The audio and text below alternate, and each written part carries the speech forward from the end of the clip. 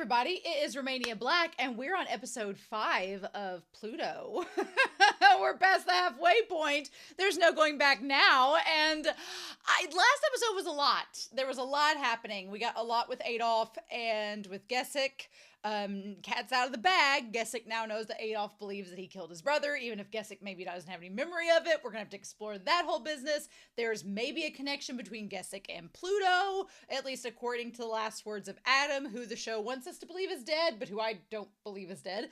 And then we have Epsilon, who is mad because his doctor has just been murdered. And then you have Hercules, who's still trying to avenge Brando. You still have Dr. Tenma and the other doctor who have this kind of like somewhat semi-rivalry, and there's just a lot going on. But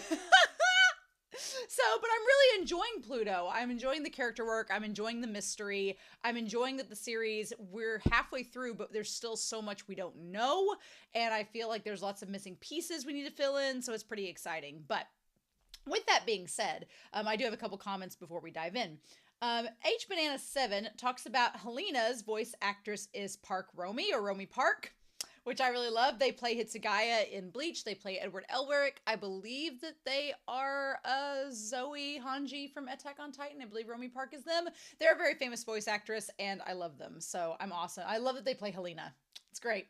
Sunspots talks about Epsilon. Epsilon is this picture, this paragon of virtue and perfection, but I like how Sunspot said you can tell that Epsilon is mad when there's like the one little wavering like ribbon of hair out of place, showing that they have had their feathers ruffled. I thought that was really funny. And then they were talking about how it's the 39th Central Asian conflict, and we're comparing it in their comment on Patreon to the Geneva Convention and like the over 100 conflicts that have been going on since its initiation. So they were like, 39 seems a low number. And I was like, well, 39 is just a catchy number. We'll just go with that. But yeah.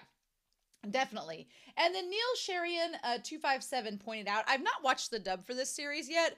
Usually if I'm going to watch the dub, I either watch it simultaneously or I wait till I finish the series and then go back and watch it in the dub. Like I'm doing Kuroko's Basketball in the dub right now and catching up with it. But they said that Epsilon's voice actor is coincidentally the same English dub actor as Johan from Monster, Keith Silverstein. And I was like, well, that's cool. So the English dub just happened to get the same voice actors for the characters that tie into the same series. Nice. But also Brow is voiced by ProZD. I love ProZD. They are like insanely hilarious. And I knew that they did English voice acting, but I didn't know that they were Brow. So now I have to go watch the dub now because I'm a huge fan. So yeah, I definitely want to watch it and check that out. But yeah, and Huckleberry's like, hello. He's probably going to be very mad that I'm sitting down to watch Pluto and not playing with him, but he'll get over it. He'll be fine. He's like Bobby, the little hound from the last episode.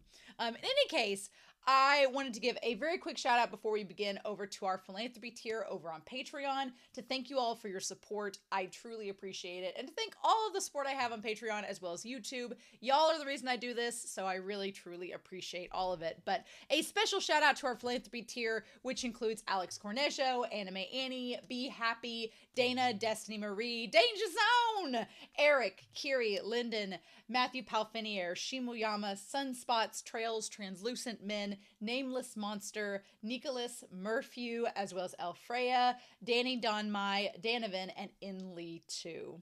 Thank you all so much for your support. I greatly appreciate it. All of my love. So yeah, I'm excited, y'all. My dogs are at my feet, so hopefully they will act rationally. And we'll see. At this point, though, obviously, I'm very curious about Gesich and how he's going to respond to these accusations. I'm also really curious about Dr. Tenma. I know that Dr. Tenma, I said last episode that I obviously think, because Tenma is like the main character of Monster, which is by Urasawa, but I do know that Astro Boy, the doctor that made Astro Boy, is also called Dr. Tenma. So it's like Urasawa deliberately chose the series because he had characters with the same names. So I get that. The only thing is, from the original Astro Boy, I have no clue what the relationship of Tenma and Dr. Tenma and Astro Boy is like. I have no clue. So, and I don't really want to know because I don't want it to spoil, this current series. But at the end of the series, I definitely will probably have to do some searching because I doubt I'm going to react to Astro Boy on this channel. It's something from the 50s, probably not. But I am curious to see how Urasawa subverts that. Probably in a dark and sinister way, but, you know, who knows? So I'm very curious. So we'll just have to find out. But we're going to dive into episode 5 of Pluto. And we're going to do that here in 3, 2, 1. And let's go.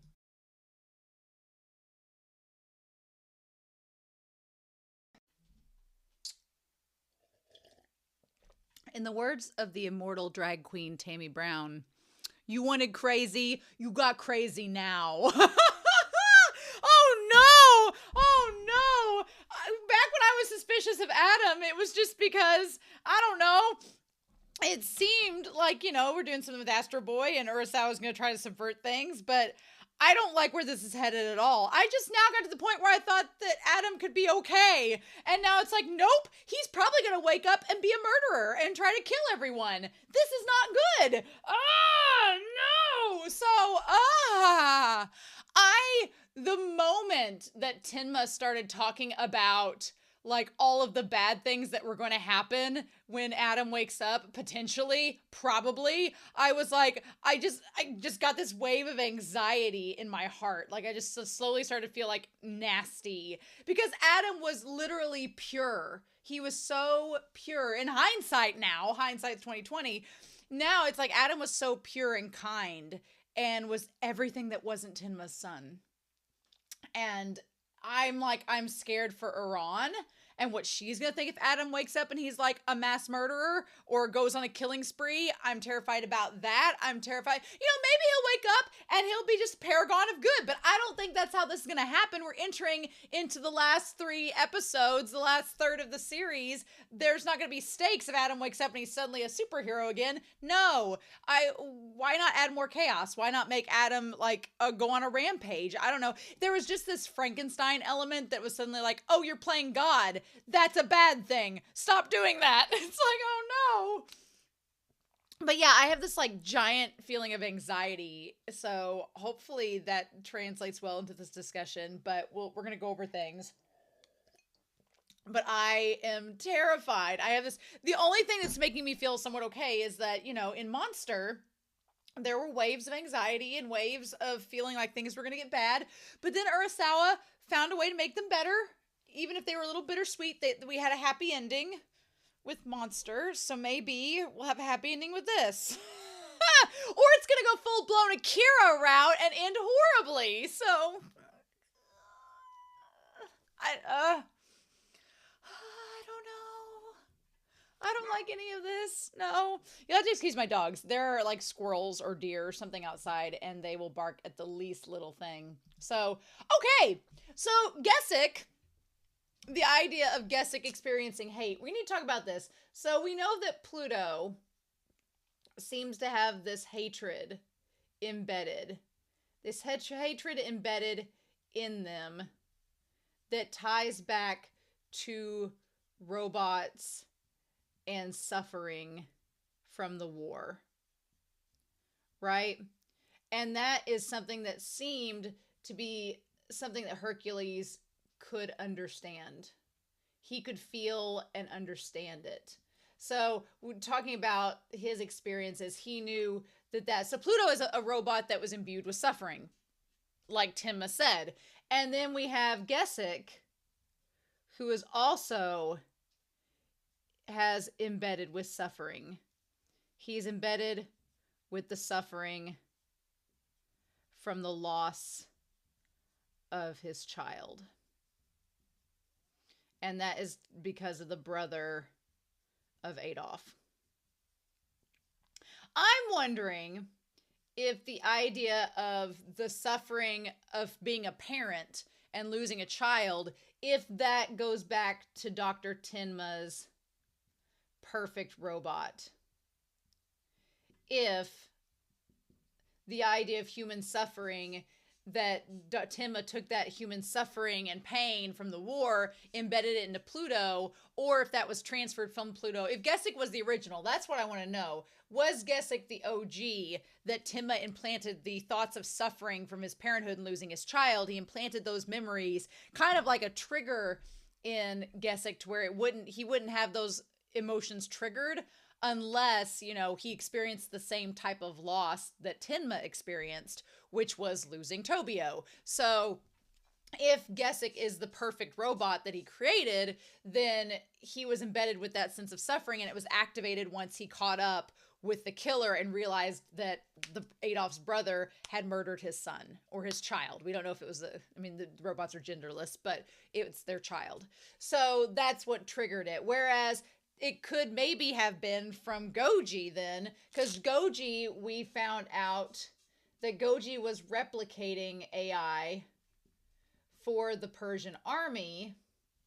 So is it possible? He said that Dr. Thomas made the robot for someone. So could it be that Gesicht had that AI maybe copied, and the copy was placed into Pluto? Here's the thing. I want to think that Pluto is a shadow or a copy of Gesicht. That Gesicht's memory was tampered with and that his AI was copied into Pluto, right? Either that or they created two robots, because Gesicht is not Pluto. He's not killing the other robots, I don't think. I don't think he's the monster necessarily, because he's got an alibi. He's somewhere else whenever they're getting killed. So that's the question. Like, is the Bora thing and everything just a copy of Gesicht's memory and Gesicht's, entire system? Because they're robots. They could be copied and made into this other one. There's two versions of him. There's Pluto and there's Gesicht. I don't know. What does Gesicht mean in Germany? I want to find this out. It means face. Oh, it means face. Ooh, that's so crazy. It means face. Okay. So Pluto's the god of death, and then Gesicht is the face. Oh my gosh. Okay. Oh, I got chills. Okay. So, but I don't know. So that could be. But I think Tenma is a bit more corrupt than I think we gave him credit for last episode. Like, he was giving off some really creepy vibes last episode, Tenma was. And I was like, oh, well, I don't know. And of course, the one doctor, Orochimaru or whatever, he's so trusting that he's like, well, I'll do anything if you'll save Adam. And Tenma's like, anything? Even if I bring Adam back, and who knows if he'll turn into a killer or what he'll be like? Anything? And it's like, I feel like Tenma is corrupt.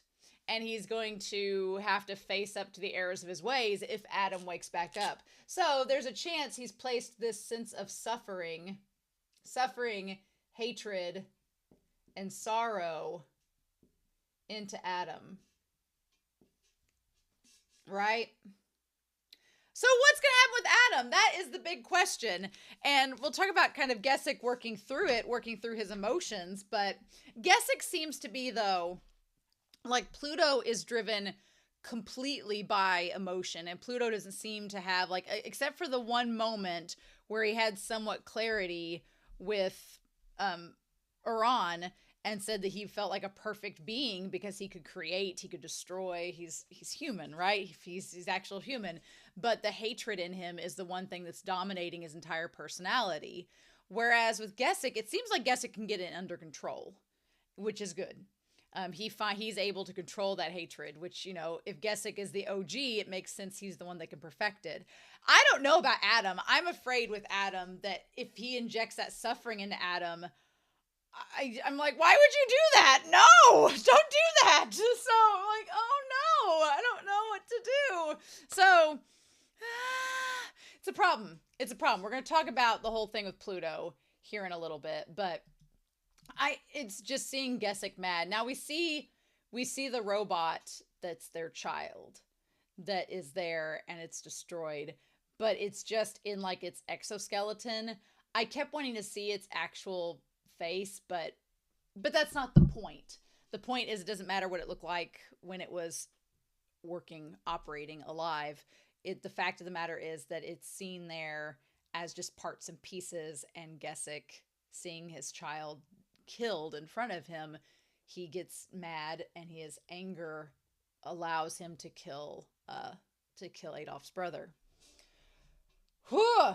Meanwhile, Adolf is such an interesting character because Adolf is interesting. He reminds me a little bit of there's a character called Baby in Monster. He reminds me a little bit of that character, in which I feel weirdly sympathetic towards him because he's so pitiful. Like, Adolf's a hypocrite. He's awful at times. But there's just something about the way that Urasawa gives him layers. It's kind of like a lot of characters in Urasawa's series Monster are very complex and complicated. And they do things that are wrong. And you're like, why are you doing that? That's bad. And you want to call them a bad person. But then you see them like care for their family or be genuinely like Adolf saying, kill me, but spare my wife and kid, you know, and wanting to, in that moment, his only act of courage in this entire series is to ask that he die and not his wife and son. I mean, when stuff like that happens, I'm like, well, damn, I kind of feel for you, man, but you're also a piece of shit. So I'm like, ah! So it's very human. It's very layered. It's very Urasawa. So I feel like, on the one hand, while Adolf does some really bad things, it's like he's so dedicated to his family that even when they're awful, like his brother, he doesn't give up on them. He has a very strong bond to his family, no matter who they are. And he wants to be loyal to his brother despite what his brothers does, but you're going to talk about that. Also, the fact that his son won the genetic lottery, by the way, definitely takes after the mother's side, but I like that she's pissed at him. She's like, what the hell is going on? Meanwhile, Gesicht goes back to Brow, and Brow's like, oh, you came back. And you remember that you're a murderer.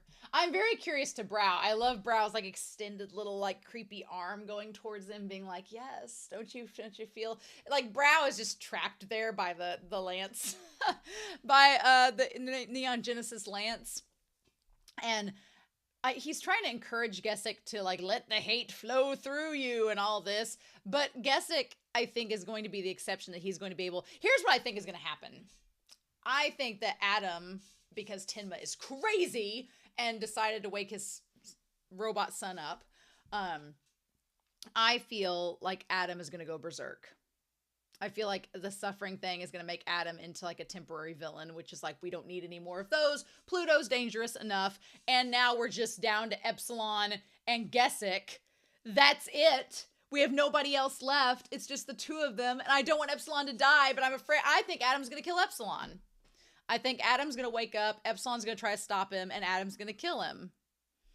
And then it's going to be down to Gesicht versus Epsilon versus Pluto. The three robots that are perfect and have human suffering, sorrow, and anger built within them, which is three emotions, three robots left. But I think what's going to happen is that Gesicht is going to have to talk Adam off the ledge and get him to stop. I just have this pit of dread in my stomach. I was like, no, I don't want to see that happen. No. I thought Astro Boy was supposed to be a cute story. Thought the Astro Boy was supposed to be a hero. Ursal, why are you subverting this whole thing? What are you doing? I do want to talk about this scene with the wife, where, for the record though, Adolf, on the outside when he was like, oh, this is a safe house, just a log cabin. The inside of that is nicer than any home I've ever been in. So shut up, Adolf. It's like amazing, right? But I like that the wife gets onto him. She's like, your brother was a monster. I'm sorry for what I'm about to say, but he was awful. I think it says something when the anti-robot fascist group is calling your brother, who is killing robots, a monster. And none of them want to claim him. He's like so unspeakable what he's done that none of them want to claim him. And it's like, ooh, that's pretty bad. But he's Adolf's brother, and Adolf takes family very seriously. And so he can't not support his brother despite all that he's done. The fact that Adolf forgives him because he's his brother and he loves him, I think says something. I think that speaks a lot. And the fact that he's willing to die, he's a coward, but he's willing to die for his wife and son, I think that speaks a lot. Do I like his character? No. But do I kind of respect him a little teensy bit? A little bit. Because, I mean, at least he wasn't a total coward and ran away and sacrificed his wife and kid. And I thought that was interesting. And I think the only reason that Gesicht kind of spares Adolf is because he senses how much he loves his wife and son, which Gesicht can relate to because Gesicht loves his wife and loved his son. So I kept waiting for Gesicht to tell him to be like, your brother killed my child. I kept waiting for him to say it, and maybe he will by the end of it, but I don't know if we've wrapped up. I feel like with Adam about to wake up, I feel like maybe we've wrapped up Adolf's storyline in this episode, but you never know. So, yeah, I'm a little bit worried about Epsilon because Epsilon is not a fighter, which is worried. There's Iran, who is sensing sorrow now and sadness instead of fear, which is interesting. Because before she could sense fear, now she's sensing sadness. And then GESICHT'S dealing with, the question, does the hatred ever go away? Does it ever leave? That's a really good question, because the robot that was with Hercules said that it didn't. He said it'll never wash off. We'll talk about that soon when we get to it. It'll never wash away. But we're going to come back to that. But saying that, your brother was a terrible person, he didn't kill your brother out of hatred. And then we cut immediately to Brow saying, you killed him out of hatred. And it's like, that transition was actually perfect. I was like, oh, this episode was just heartbreaking. But then GESICHT'S just like, talking to Brow is not solving anything. Talking to Brow is so consumed by his hatred and relishing in it that GESICHT'S like, you're not going to help me.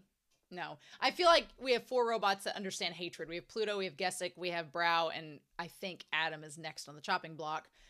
Brow is like a serial killer. He's consumed by hatred, so he's a no-go.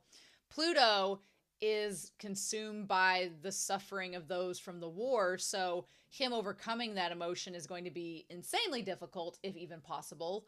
And then Adam's kind of like a wild card. We don't know. GESICHT'S hatred is tied to something very specific. And that the thing that's interesting is Brow, if we go with Brow, his hatred is tied to this bloodlust, right?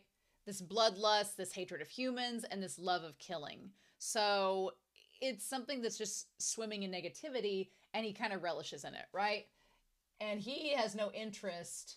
He's a literal serial killer. He has no interest in changing, right? Pluto seems to be filled with the suffering from the Persian War and from those that fell during it. And that suffering is what I think tied to, the suffering is tied to the loss of family, to the loss of comrades, to the loss of people, to the loss of home, to the loss of culture. I think that it's basically a sense of loss of love, right? So I think that there is a way for GESICHT'S not going to reach Brow. Brow doesn't want to be reached. Brow's hatred is steeped in so much negativity, there's not really anything to pull from it that's positive or a positive foundation. Pluto, even though they're the god of death, they're not the god of war. That was Hercules, or the god of battle. But death doesn't necessarily have to be tied to complete negativity. So there is a chance that maybe GESICHT'S can reach Pluto. I don't know. GESICHT'S, the thing about his hatred is it's tied to his parenthood, which stems from love. So I feel like his is the easiest to control because it's one death, one specific thing that caused the hatred. So it's easy for him to kind of get it under control because he's like, okay, that was in the past. It's over. I can rein in that hatred, be done with it. And we'll talk a little bit about him and Adolf's conversation. Pluto, it's all of this suffering. And it's not just one person. It's masses upon masses upon masses. So it's not something that you can just solve by saying, well, I've let this one thing go. There's so much stuff, it's kind of insurmountable. The big question is with Adam, by injecting this suffering, what kind of suffering, to what extent, and is there going to be a way to connect it back to love? Now, his sister's still around if he doesn't destroy her, so I'm like, I don't know how gruesome and sad Urasawa plans to make this. I'm like, Urasawa can make this really dark, really, really, really dark. And I'm hoping he doesn't go that route. But I'm like, Urasawa is an excellent master of creating anxiety within a story and anxiety-inducing situations where you're like, I don't know what to do with this. So then we come back to the ring where Hercules is having the flashback. And I'm gonna be quite honest.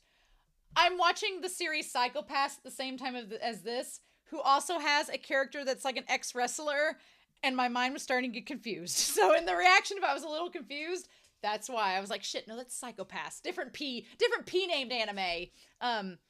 what I really like about this is Hercules was a great example of like a war veteran and tapping into their mindset of acclimating and adjusting back to society after a mass event where you took so many lives.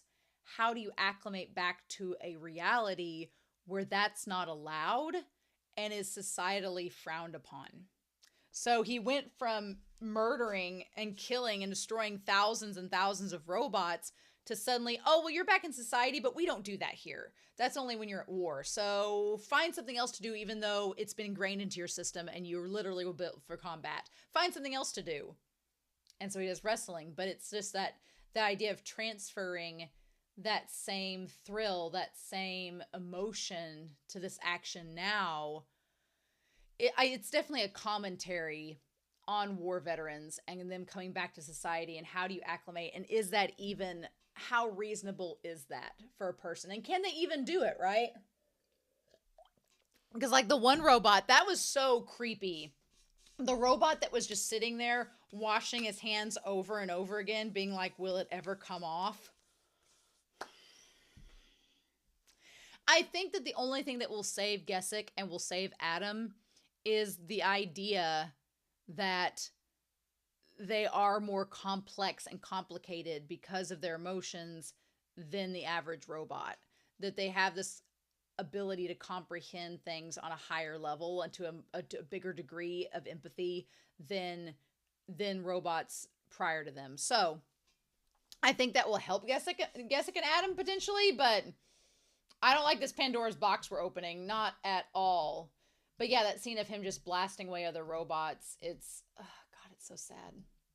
So anyway, as we're seeing Hercules with all the robots, we see this little children's teddy bear.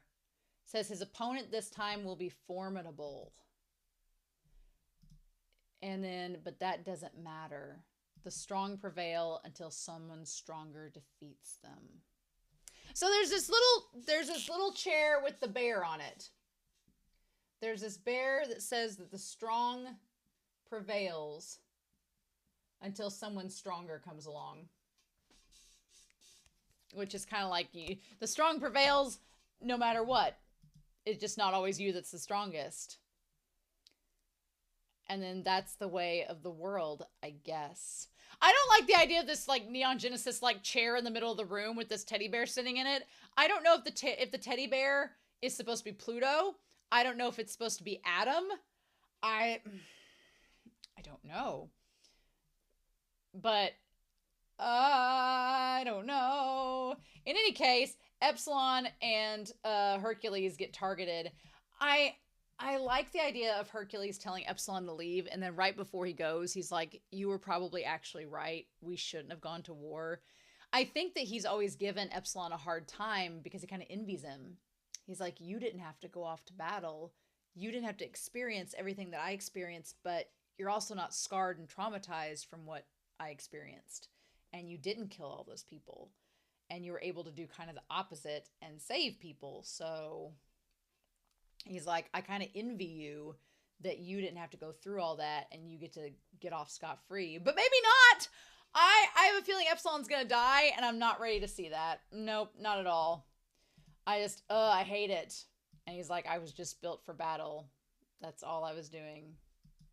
And then the one robot that's just sitting there washing its hands over and over again, that it'll never come off. I hate it. And then, of course, after this, like, battle starts, there's the tornado. And we go back to the child, right, as it's battling. Today I'm not fighting in the arena. And he goes into the tornado. This is a fight to the death. But then there's the bear again. They say the world is made up of winners and losers. Of the wise and the fools. Of the living and the dead. But everyone in the world is a loser, a fool, and dead. Well, whoever this child is, they are just a Debbie Downer. So they basically say that everyone is a loser, dead, and a fool. They're very negative. So I don't know if that's supposed to be Pluto. So, or if it's supposed to be Tobio. Everyone except for me. I don't know. I'm a little concerned that it's like Tobio's attitude fused into Adam, or if it's Pluto. I don't know about this. So yeah, but he does manage to, Hercules did manage to get a hold of Pluto for a hot second. Meanwhile, the Darius thing, the one storyline that's kind of weird to me that I'm not really a big fan of is the Darius storyline. I mean, I get the idea that Goji was replicating the eye to fight in the Persian War. I get that he probably has a hand in Gesich and all of that, and that he wanted Adam to face Pluto. The big question is, did Goji, now Tenma says he doesn't know Goji, but back when they were having the fight, why did Goji care if Adam was fighting Pluto and not one of the other robots? So I don't know if Goji and Tenma are actually working together, and or if this was all part of Goji's plan, because he knew that Tenma would try to reprogram Adam to become like Gesich and Pluto, and that was what Goji wanted. I don't know. But the Darius storyline, that's the one part of this series that I'm not really crazy about. I just don't know where it's going or what the point of Darius is. I get that he's a figurehead and he's very cryptic, and he's just like, he's the one that makes he doesn't want to go on trial, and he keeps like avoiding it. And I'm sure that there's a historical reference of who he's supposed to represent. Because the Almighty puts no stock in the promises of man, that men are all liars. In the eyes of the Almighty, we are a creation that has gone to seed. We should yield to that which will replace us. A robot ascendance. And the thing about it is he talks about the robots taking over, and they're like, well, your words contradict you. You're a hypocrite. You don't like the robots, but yet you say that they're going to ascend. And then he says, I'm no hypocrite. And he says, there was no robot massacre. It was evolution at work. So basically he's saying that he's like, the war and everything is just a step in evolution. It's not necessarily a war, but just part of our evolution.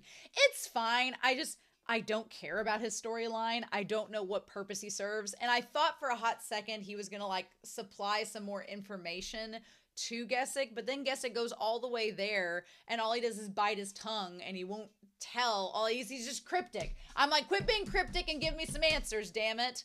And so I'm like, is Pluto and Gesich, are they the same? Are they split personalities? What is this? Is one representative of Tenma as a father? Is the other representative of Tenma as a scientist? Like what is this? What is going on? Give me answers. And I know the show is going to, but it's just not giving them to me fast enough. But I just don't care for Darius' storyline. I'm like, okay, whatever.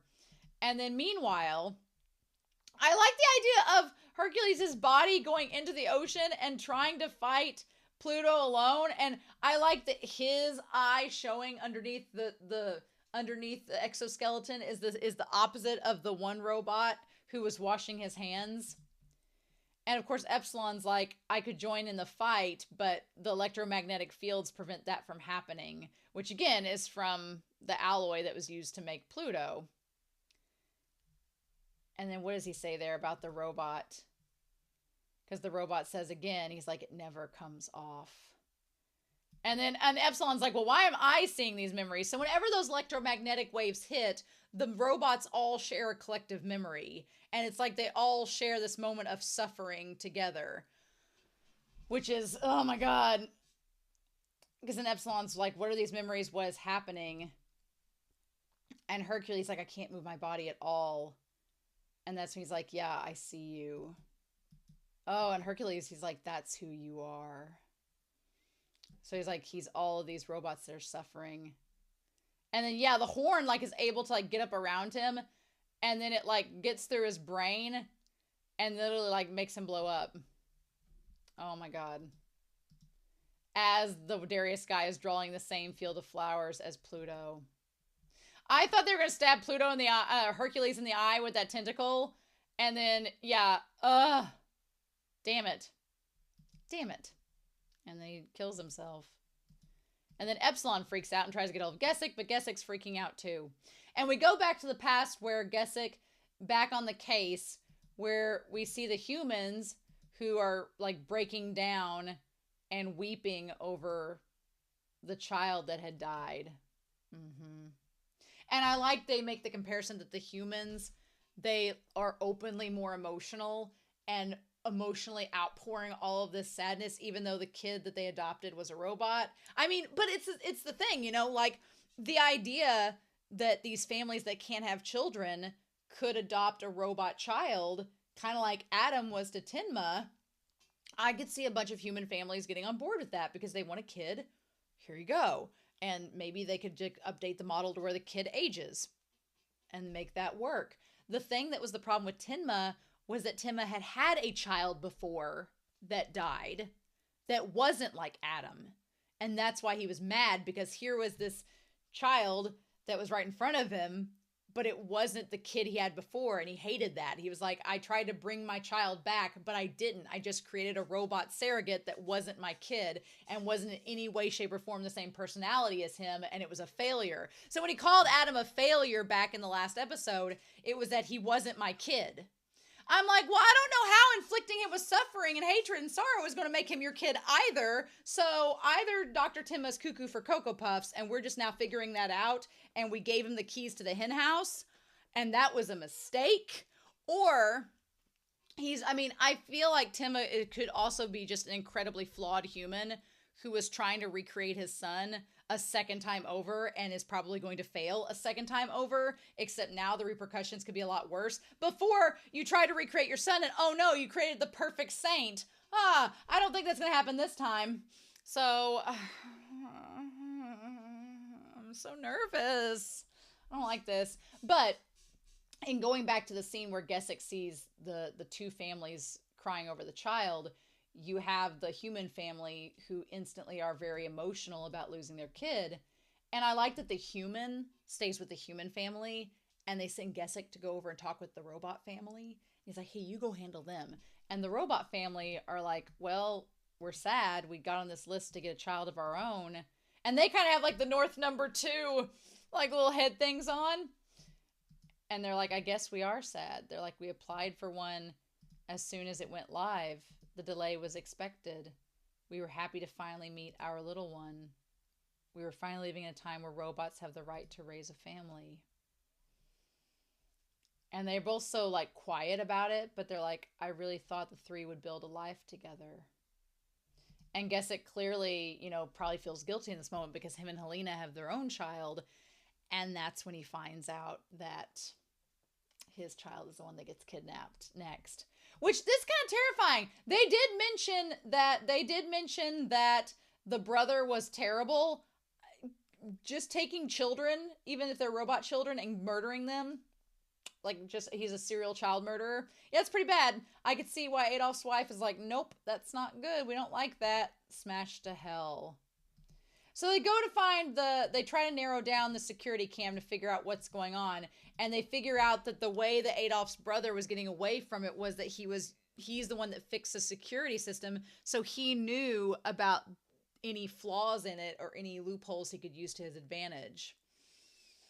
And Gesich didn't realize all that until the very end when it was too late.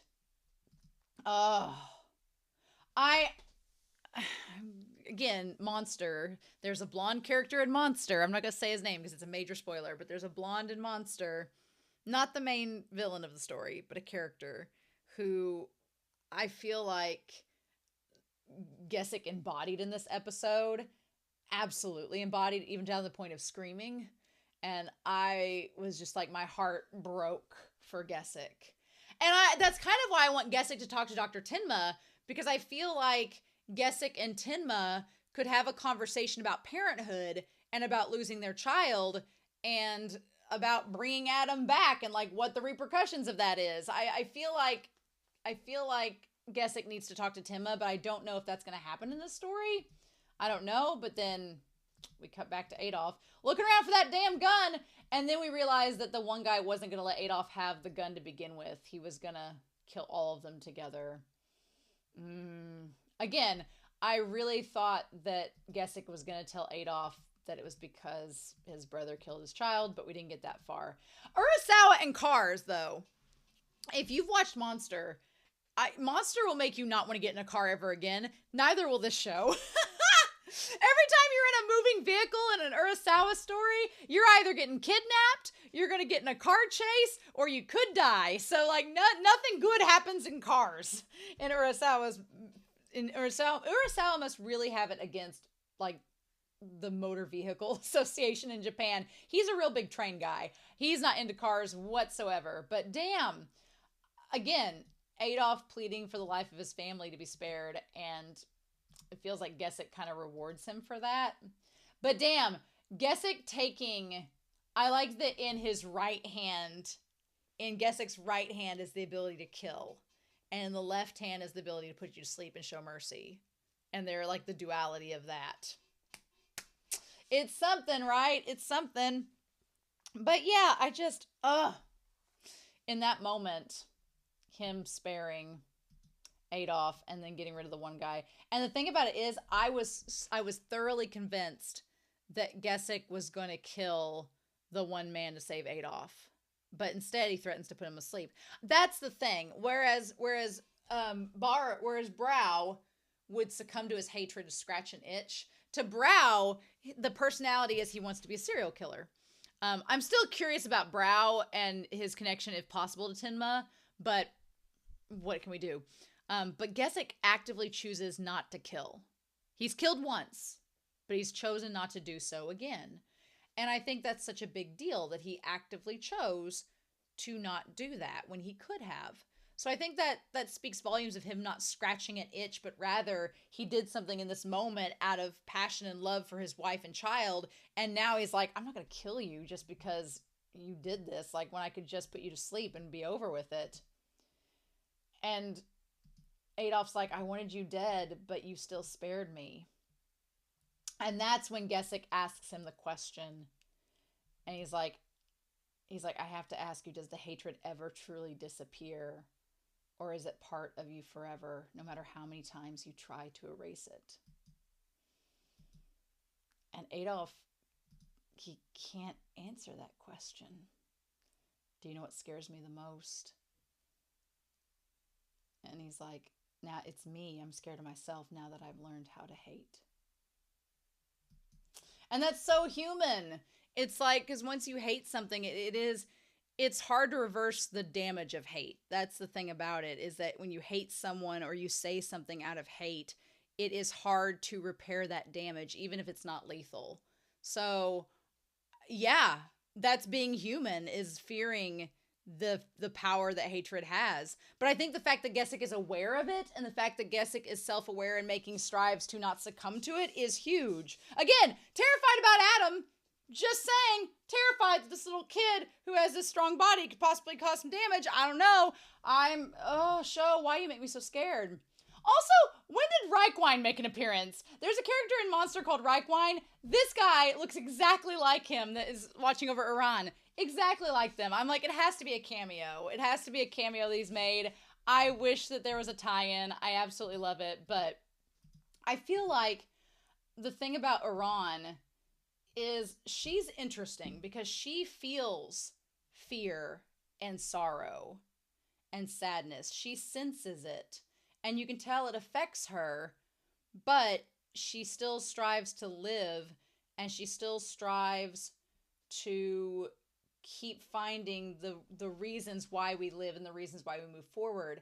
And I respect her for that. I'm worried that if Adam wakes up and he's triggered by hatred and does something out of anger, that she's not going to understand why he's doing this. And I don't want him to hurt her. I don't want him to accidentally hurt her in a state where he doesn't know what he's doing. I'm afraid about that. Very afraid. So, but her finding this random kid that's by the bridge thinking about committing suicide, this moment here was a very Urasawa moment. Like, it was very much, it felt like a chapter in the manga where Urasawa, this whole mission of Iran finding the cat and finding the kid and helping the old man, that I'm sure in the manga version of this, it's a chapter. It's just a chapter in itself where we're like, what's Iran doing during all of this? And this is what she's doing. And I feel like that would be the case, right? So, I feel like Iran could help Adam if he wakes up and is in a bad state, but I'm also very worried for her. But this whole moment where she helps this guy find the cat and take care of it, it's a very Urasawa moment to say that even when we're down at our lowest point, we, one, still have the capacity to help people. We still have the capacity to be kind. And we still have the capacity to want to do good and move forward, even when we go through the worst things. So I'm like, I'm glad, Urasawa, you throw us this little bone of positivity before everything else goes to shit. I'm glad you throw us that, but I'm still worried. Because after this scene, that she goes to the graveyard where she senses the sadness, and it's of Tenma giving his son the flowers, like they're mourning a second time. And then it's like at that moment, Tenma's like, fine, I'm going to go and I'm going to resurrect Adam, but it's probably a bad idea and I shouldn't do it. But I've already lost my son twice. Third time's a charm. And of course, Ochanomizu, get his name right, Ochanomizu is trusting and immediately lets Tenma in. And God, speaking of Gendo from Neon Genesis, more alike than they seem, am I right? But he's like, I'm just going to say goodbye to Adam. But when he sees him, he can't do it. He can't let Adam go. He sees that kid in front of him and sees his child, and as a parent, is spurned into doing something. You know what it honestly reminds me of? I mean, Frankenstein, obviously, but also Frankenweenie, that movie by Tim Burton, where the guy wants to save his dog that gets hit by a car, so he brings the dog back to life, but then everyone's terrified of the dog, so even when it's not exactly warranted, so maybe it'll be something as innocent as that. I don't know. But I mean, I get why Tenma brings him back, but this whole scene, the dinner scene where he hates, where the fact that, and here's the problem with it. This is the problem with everything. He assumes that Tobio hated him because all he sees is that Adam was the polar opposite in personality from Tobio. And when Adam says he loves Tenma, Tenma assumes that that must mean that my actual son hated me. But you can't know that. There's 9.9 billion personalities. You can't know that. Just because someone doesn't have the same personality as your kid, just because two people don't have the same personality, doesn't mean they can't both be capable of love. And I think that that's Tenma's biggest flaw here, is he's just under the assumption that, oh, well, my kid hated me and he must have hated me because he was total opposite of Adam. And I'm like, that's not true. Your kid could have hated you, but he also could have loved you and just acted like a different kid than Adam. I'm like, what? And the idea that suffering and hatred and sadness create humans and then make us human, yeah, I can believe that, but he kind of goes off the deep end when he's on the couch giving the explanation to Ochanomizu. He's like, and granted, Dr. Tenma looks damn fine there on that couch, looking very Jeff Goldblum-y, if I might add. I could totally see Jeff Goldblum playing him. And then he's like, everything's fine. He's just like, well, he's just not awake yet because he's sorting through all the billions of personalities. He's like, what can you tell me about a man named Goji? And of course he's like, oh, I don't know him. And it's like, bullshit, it doesn't ring a bell, like bullshit. And then when he talks about the best robot in the world, he has such this melancholy, wry smile on his face. Like, fine, I'll tell you how we made him. I programmed 9.9 billion distinct personalities into that AI. The robot had the potential to be anything. It could be a scholar, a misanthrope, a coward, a hard worker, or be capable of murder, but the robot never woke up. And then we see basically Adam. Or rather Pluto, probably. Pluto's probably the one that had it originally.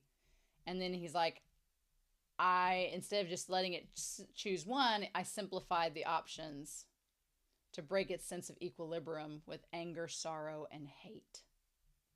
So not suffering, with anger, sorrow, and hatred, which is all part of suffering. He made the robot suffer. And then there is the concept of choice paralysis, where you can't choose, so you just kind of freeze up because there's so many options, you can't pick one. So he's like, so instead I used basically suffering to filter out all of the possibilities. I'm like, well, yeah, but why couldn't you have chose happiness to filter out all the possibilities? So basically, yeah, suffering narrowed it down. The problem is your chances of choosing murderer in that case are a lot more higher if you do that. Yeah. And he's like, I infuse its consciousness with an emotional imbalance. You would fill it full of suffering. I'm like, well, of course it would turn out bad if you just full of suffering. I feel like that's another thing from Urasawa. Like, if you surround something with negativity all the time, chances are it's going to come out negative. So don't do that. It's like basically, if you don't want that to happen, please stop doing that. Yeah, the pain helps cure the paralysis of choice, but usually the choice isn't good. So I like that Urasawa's like, please don't do these things. And then he's like, if you were to carry it out, and then we just close in on his face, what happened to the robot you made? And he's like, I have no idea. Hidden away, trapped in its dream of endless options. But I don't think so. No, I think it's Pluto or GESICH. And he's like, did you do the same thing? What did he say here? What did he get here? We'll get back to this part here, where he's talking about hidden away in a dream of endless options. And Mizu is like, can it be? Are you trying to tell me that Adam is trapped in the same overwhelming state right now? That his mind didn't know what to do when faced with the inconceivable. And that's why we can't get Adam to wake up, for precisely the reason that your perfect robot never opened its eyes. And he's like, yeah. And he's like, are you daring to suggest that we need to awaken Adam with suffering? So basically what they're saying is his brain was fried by Pluto, who was inflicting the same concept onto him that he was suffering with. And that the only way to wake him up is to use suffering to awaken him. I don't like this idea at all. I don't think it's going to go well. I don't think it's a good idea. There's no way of telling what horrible person Adam might come back to us as. Yeah, you're literally like, from what I've experienced in most narratives, bringing people back from the dead doesn't go well. Doesn't end well. But I like that Tenma's probably like, well, you asked me to come here to save him. Like, this is the way that we do it. What else do you want us to do? And it's like, And he's like, yes. Adam may will return to us as a monster. I'm like, but why would you do that? I'm like, showing how unbalanced Tenma is in this episode is just crazy bonkers. So again, we have the whole scene with Darius. Again, I don't exactly know the point of that scene. Other than they talk about basically that the Persia, they basically Persia being like, we don't have any weapons of mass destruction. I'm like, I get it. This is a comparison to the Iraq War. But I don't know, like, the whole Darius part to me is probably the most boring part of the episode because Darius's character isn't necessarily boring, but we don't get anything out of the interactions with him. It's all just stuff, as he tells GESICH, that we already know. So I'm like, but we don't get any new information to leak to make us think otherwise. He's like, because he seems like he doesn't know GESICH, but then the more he talks to him, then he seems like he knows about him. And he's like, look at when you gaze upon this flower field. He's like, you're actually gazing at Pluto. And GESICH kind of knows the flower field because he had that vision of him smashing the wall with it. And then he thinks about Pluto because then he thinks back to Brow and their conversation. And he's like, what is Pluto? What is it? I need to know everything right now. And he's like, why do you ask when you already know? And I like that he's looking at the camera as he says that over in the corner. And then he bites his tongue and it's like, ugh. So I'm like, then Epsilon shows up. I thought that when Epsilon showed up, we were going to get GESICH looking into the memories of Hercules to see the last part. But instead, he's like, there's one message left that you need to look at. And we see this person in the flower field. And he's like, is this supposed to be Pluto? That man looks a lot like Tenma, which is interesting. He has like the curly hair and the smile. I mean, I don't think that he's Tenma, but he looks kind of like him. So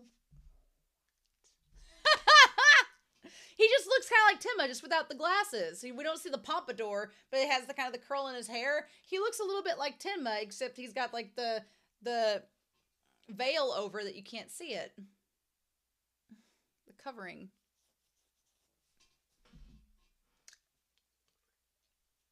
My anxiety is through the roof at this point, basically. And I'm terrified that, like, I wanted Adam to come back, but it's like the show is saying, oh, you want him to come back? Oh, bitch, he can't just come back for free. You're going to have to pay the price to get him to come back. And it's like, never mind, I don't want to pay the price anymore. Good feeling gone. Oh, no! So, yeah,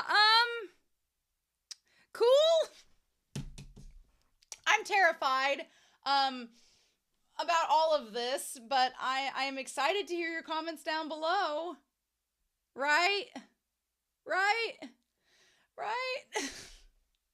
I don't know if I'm going to be able to wait. I said I didn't know if I was going to be able to wait last week before watching this episode, but I did end up waiting to read your comments. But this week, I don't know if that's going to happen or not.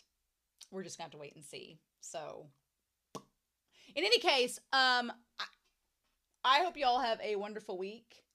Please stay safe, take care, and yeah. I'm going to very tenderly tread forward for episode 6 of Pluto. Bye.